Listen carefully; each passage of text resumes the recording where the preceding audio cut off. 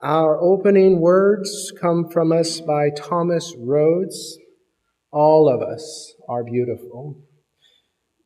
We come in a variety of colors, shapes, and sizes. Some of us grow in bunches. Some of us grow alone.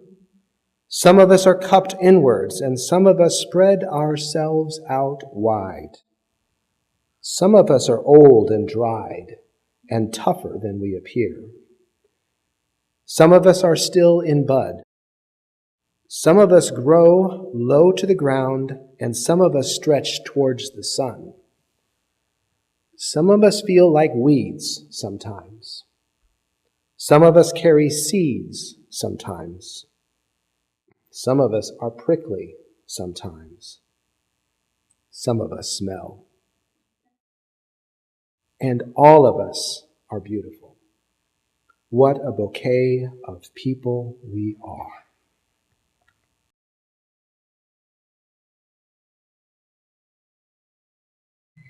Good morning, everyone. Good morning and a blessed Beltane to you all as it is coming up this week. Also called May Day when it's observed more secularly, Beltane is a sacred holiday for some of us on an earth-centered spiritual path. It is one of the 8 holy solar holidays, or Sabbats, known as the Wheel of the Year, and celebrated by many modern pagans such as myself. To celebrate the Wheel of the Year, to celebrate holidays like Beltane, is to celebrate the earth herself, our beautiful blue and green jewel of a planet. And she is known by many names. Gaia, we might be most familiar with, but also Pachamama, Danu, Coatlicue. Whatever you choose to call her by, it is always important to remember that she is sacred, the holder and hostess of the marvelous interconnected web of creation that all living beings are part of, ourselves included. The Wheel of the Year celebrates the cycles of the season, celebrates the earth, and most importantly, especially considering how often we forget in our society, celebrates our connection to her, our connection to the earth, no matter how distant we might feel in our cities of concrete and steel. We are and have always been a part of her. We live on her, we live with her, adapting to the seasons as they continue their sacred circle year after year. Beltane is a holiday of the earth's fertility, the end of spring and the beginning of summer. Beltane is about the beauty of the world as the seasons prepare to turn. It's a fire festival at its core, and the fire it celebrates is the fire of life. And that fire ignites all around us. You can find it in every lily in every pond, every iris in the garden, every bluebonnet and Texas paintbrush, and red and orange fire wheel that line the roads and have been blooming for weeks and will probably bloom for several weeks more. The fires of Beltane, the fires of life, can be seen in the verdant leaves and the colorful blooms that bless this world inside and out. And it is why I like to celebrate Beltane with the uniquely UU tradition of the flower communion. The flower communion itself is a poignant holiday of our shared faith, and one that is incredibly relevant. However, unfortunately, especially right now. Because you see, the flower communion is over 100 years old. It was the loving creation of a Czechoslovakian minister named Norbert Capek, the man who would solidify Unitarianism as one of the central religions of his country.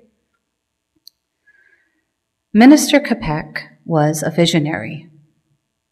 Born in 1870 into Catholicism, he'd been called to ministry his entire life.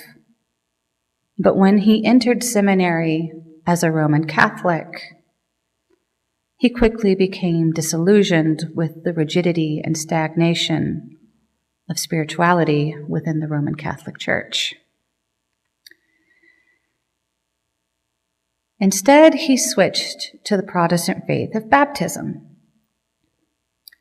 and came to America to be a minister, as Catholicism was still the state-run religion of his own country. Unfortunately, Capek ran into the same problem with baptism and its rising dogmatism. He was tried twice for heresy within the Baptist system. And so Capek went looking again for a religion that shared his liberal values, religious curiosity, and most importantly, his focus on freedom and liberty. At 51, he would finally land on Unitarianism, and he would stay in the faith for the rest of his life. He said he felt it reflected the spirit of his homeland the best, the yearning for freedom of the Czechoslovakian people. Capek was still in the U.S. when the First World War broke out across Europe. With Catholicism still being the state religion back home, his writings had been censored, and he'd been forced out of the ministry there. But afterwards, after World War I settled down, Capek and his wife, Maya, who would also later become a minister within Unitarianism, would return to Prague with the intention of founding the country's first Unitarian church. And the people of Czechoslovakia greeted Capek with open arms. He was not wrong about their yearning for religious freedom. His opening service for the Prague Congregation of Liberal Religious Fellowship, as it was first called in April 1922, was standing room only with over 1,200 people, and would quickly become even more crowded, with numbers quickly swelling to over 3,000 regularly. The people attending Capek's sermons came from deeply diverse backgrounds of faith. They came from the previously state-sanctioned Catholicism, the increasingly tolerated Protestantism, Judaism, and even the few quietly held native beliefs that had managed to survive. They all swirled together in his church. And in that diversity, Capek yearned deeply for a new tradition for his new church, one that was free from the shadows of all the other previous traditions, something new and bright that everyone could celebrate together without any bias or any bad history. And in 1923, he created the Flower Communion, inviting his congregants to bring flowers from wherever they found them, their markets, their gardens, the roads on their way to church that very morning. Capek chose flowers intentionally. He wanted something that everyone could afford. He wanted something that hadn't been used in any previous religious ceremonies. But he also wanted flowers for their symbolism, for the peace and brotherhood that they stood for. No wars had ever been waged for flowers, he said, and that they were beautiful no matter their shape or shade. Minister Capek longed deeply for humanity to be the same, and so he issued the invitation, bring a flower to share. It didn't matter what kind or where you got it. You would bring it you would place it at the altar, and during the communion, you would receive one in return. All of the flowers gathered together in a dazzling and diverse celebration of life's joy and beauty. Norbert Capek's creation of the flower communion was greeted with the same enthusiasm as he was. The Unitarian Church of Prague, officially recognized in 1930, has held the tradition every year for over 100 years, and every year to great acclaim. It is, their current minister often states, more popular than even their Easter or Christmas services. But how it came back to us in the U.S. is a much sadder tale, but no less significant. For all the joy Norbert Capek must have had seeing his faith blossom freely in his home country, fear, too, would quickly settle in like wolves at the door. The specter of Hitler and the rising Nazi regime in the 1930s had Europe in a chokehold. And by 1938, Czechoslovakia had been offered up as a sacrifice by other European nations to keep the peace. And by 1939, the country was fully occupied by Nazi Germany. Once again, the liberal and loving sermons of Minister Capek would be brought under national scrutiny. And the Nazis would peer down with little mercy for silly ideas like brotherhood and equality. Gestapo would lurk like specters in the back of his services, grim and scowling. Police would follow him and his wife and his daughter.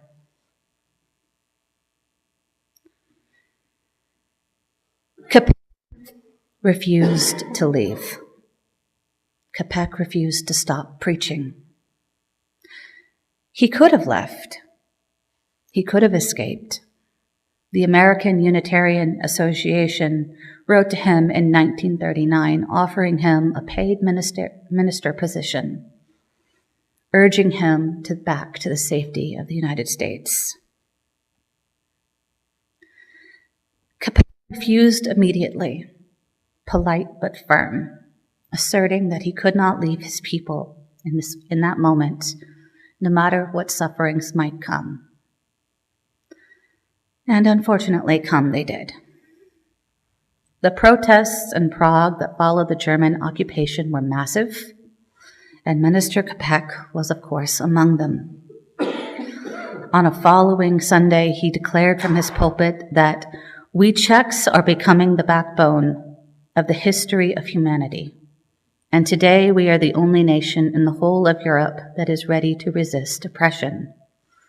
Confronting our descendants, we will neither have to feel ashamed of the fact that as a small nation in the middle of Europe, we were ready to defend human dignity, freedom, and justice from violence, lies, and lawlessness.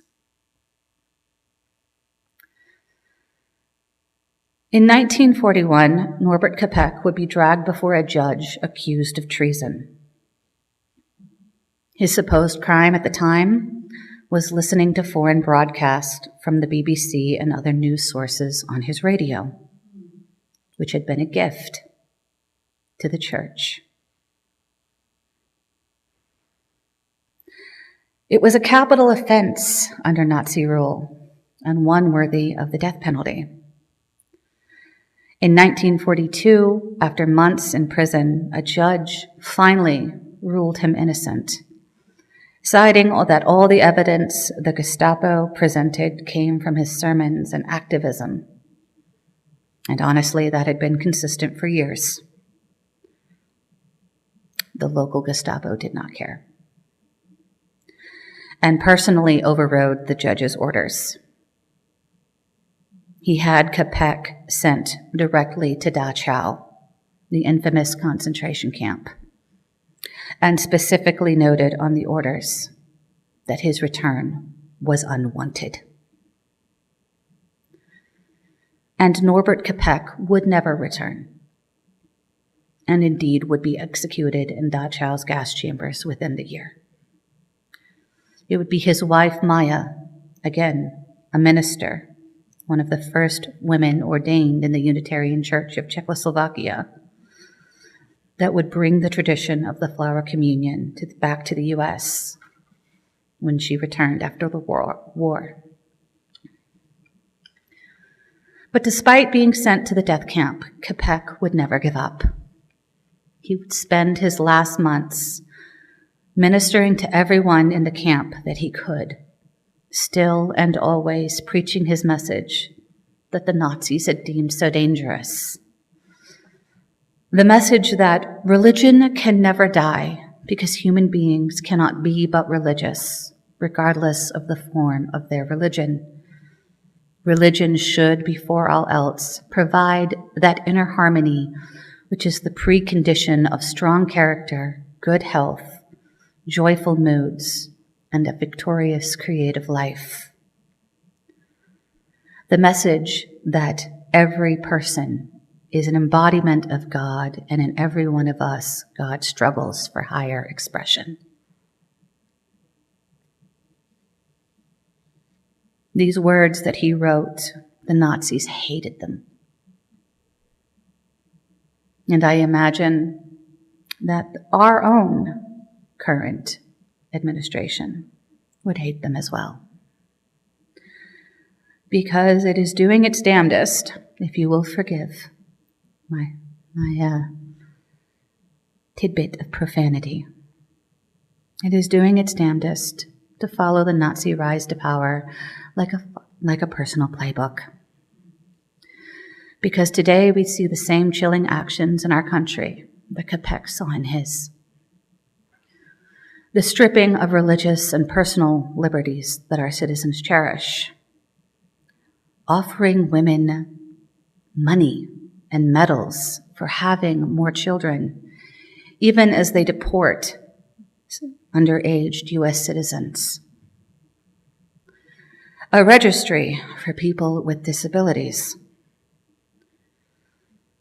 People disappearing off the streets and from their homes without any word of where they've gone or why. The sudden declaration that ICE can now enter homes and courtrooms without warrants.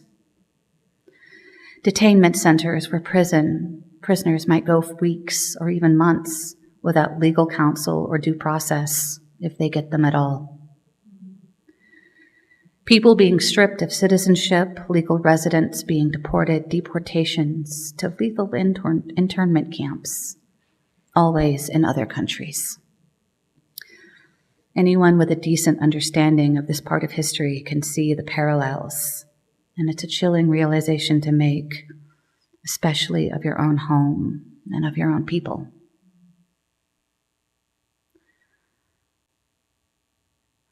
But this is Beltane, rich with the abundance of the earth and warm in the fires of summer.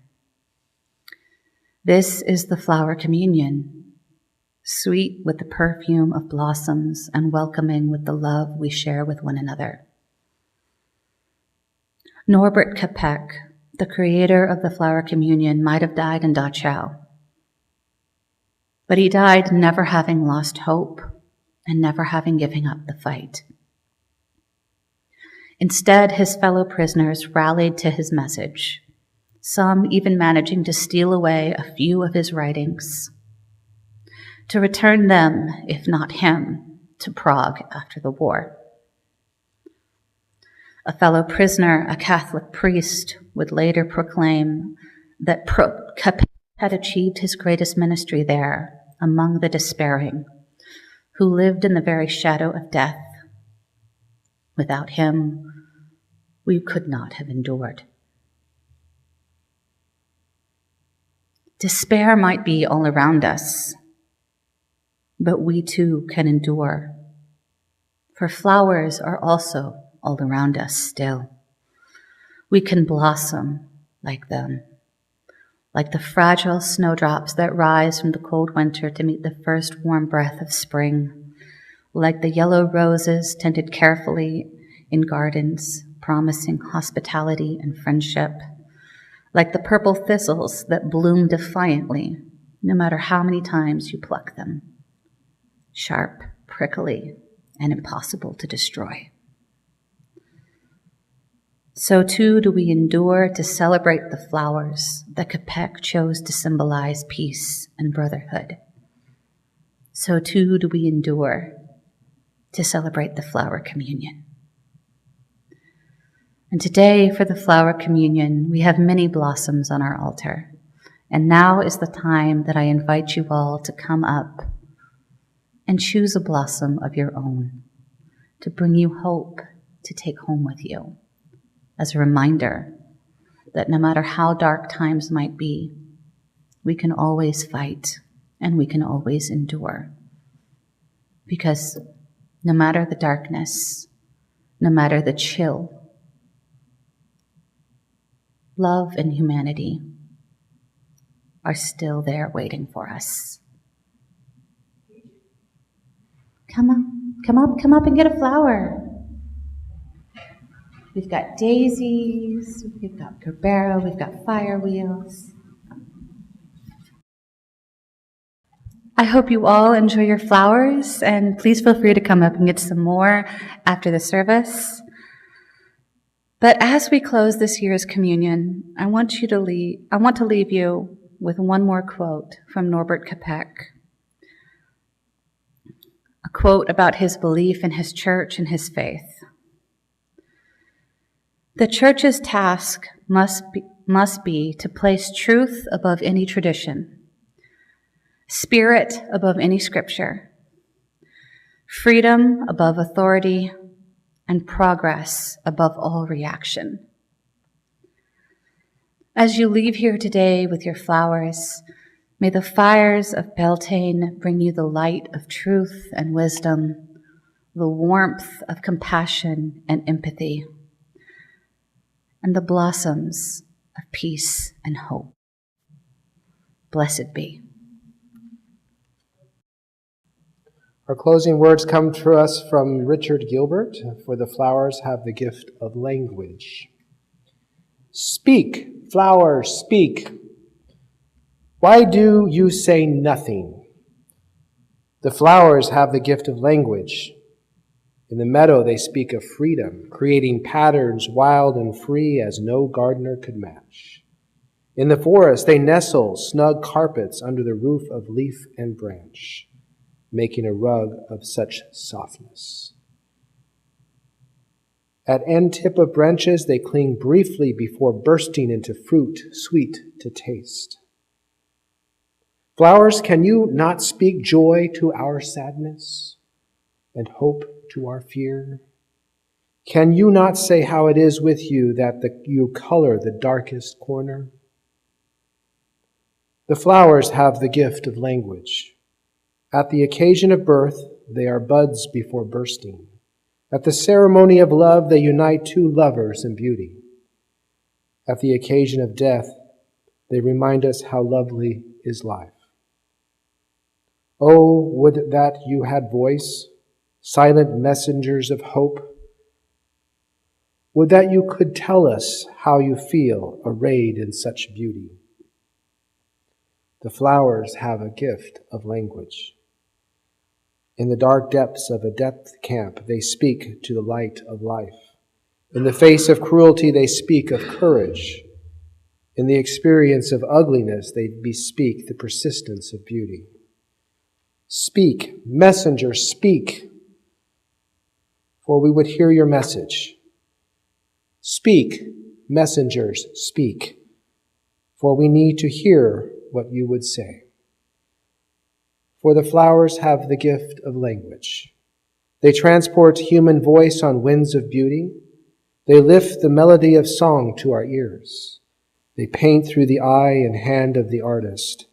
Their fragrance binds us to sweet-smelling earth. May the blessings of the flowers be with you. May their beauty beckon to each morning, and their loveliness lure you each day, and their tenderness caress you each night. May their delicate petals make you gentle, and your eyes make you aware. May their stems make you sturdy, and their reaching make you care.